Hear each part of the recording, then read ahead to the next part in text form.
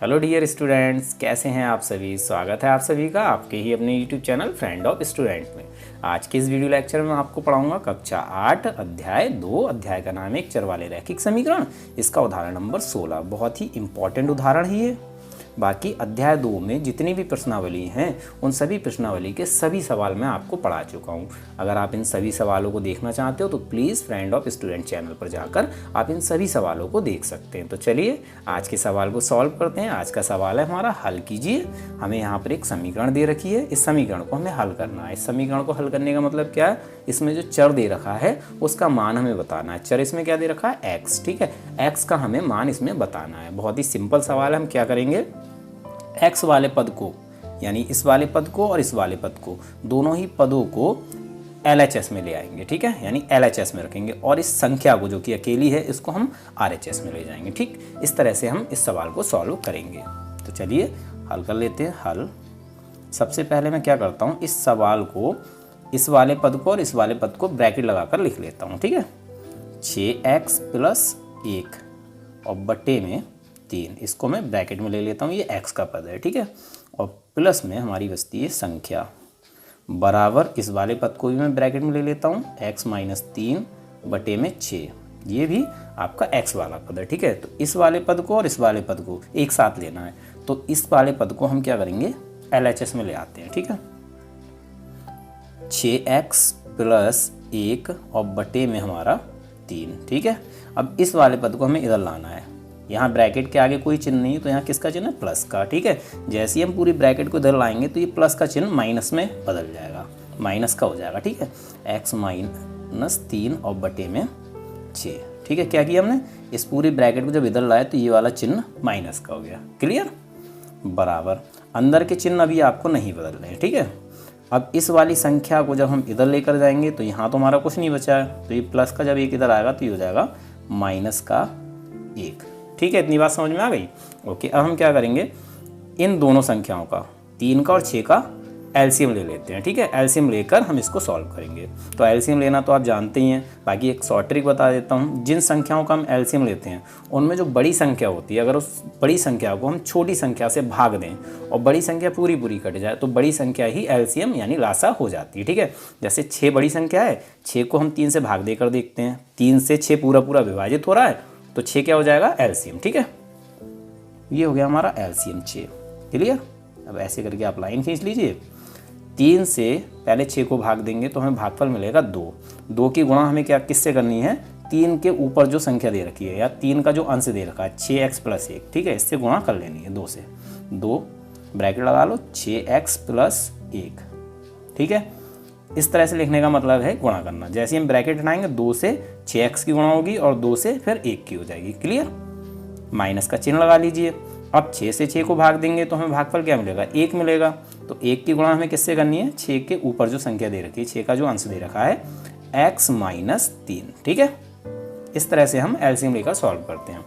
बराबर में हमारा 1। क्लियर, अब हम क्या करेंगे, ब्रैकेट हटाकर गुणा कर लेंगे। ठीक है, तो जैसे हम ये ब्रैकेट हटाएंगे 2 की और 6x की गुणा होगी तो हमें मिलेगा 12x। क्या मिलेगा, 12x। ठीक है, प्लस लगाएंगे, फिर 2 की और 1 की गुणा करेंगे तो हमें मिलेगा 2 × 1 = 2 प्लस का। ठीक है, चलिए अब आगे बढ़ते हैं।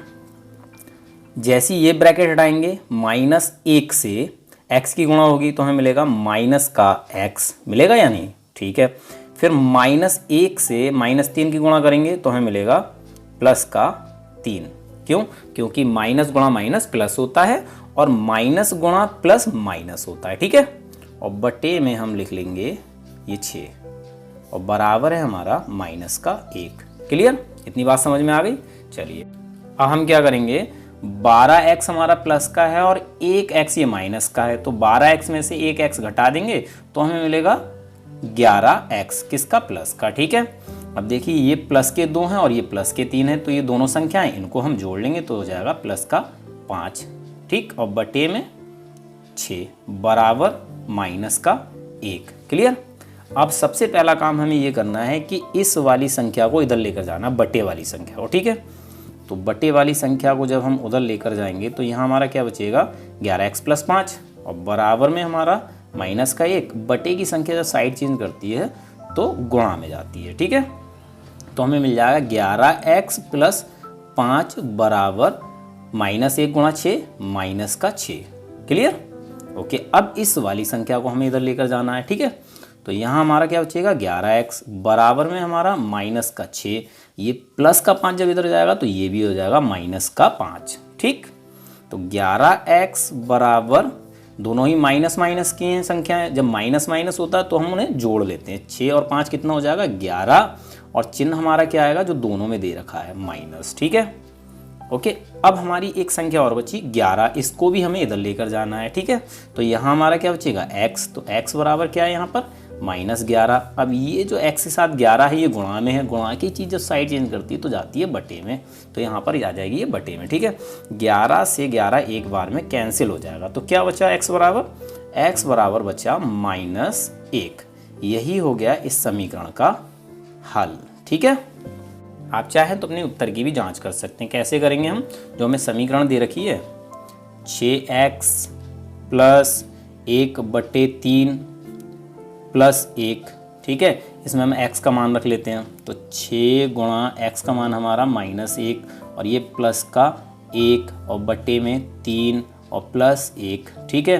तो 6 और 1 की गुणा -6 प्लस 1 और बटे में 3 और प्लस का यहाँ 1, ठीक है। इसको सॉल्व कर लो, 6 में से 1 जाएगा तो माइनस का 5 बचेगा। प्लस माइनस होने पर क्या करते हैं घटाते हैं, और चिन्ह किसका आता है जो संख्या बड़ी होती है, ठीक है, उसका। तो यहाँ माइनस का 6 बड़ा है तो माइनस के 5 बचेंगे दोनों को जब घटाएंगे दोनों को, ठीक है, और बटे में 3 और प्लस का 1, ठीक है। अब क्या करेंगे, जो बटे वाली संख्या उससे हम बिना बटे वाली संख्या गुणा कर लेंगे। ऊपर जो लिखा है वो ऐसे ही लिख लेंगे, ये प्लस लगाएंगे, 3 की 1 की गुणा 3 हो जाएगा और बटे में 3। तो हमें यहाँ क्या मिल जाएगा, ये माइनस की प्लस की घट जाएगा, माइनस का 3 और बटे में माइनस का 2, क्योंकि 5 में से 3 घटाएंगे -2 बचेगा, ठीक है, और बटे में 3। तो जब हमने LHS को सॉल्व किया तो हमें ये मिला, ठीक है। अब हमें क्या करना है, RHS को सॉल्व कर लेना, जो कि हमारा x -3 और बटे में है 6, ठीक है। तो x की वैल्यू अब क्या रखेंगे, x की वैल्यू रखेंगे -1 और इधर माइनस का 3 अपॉन में 6, ठीक है। क्लियर?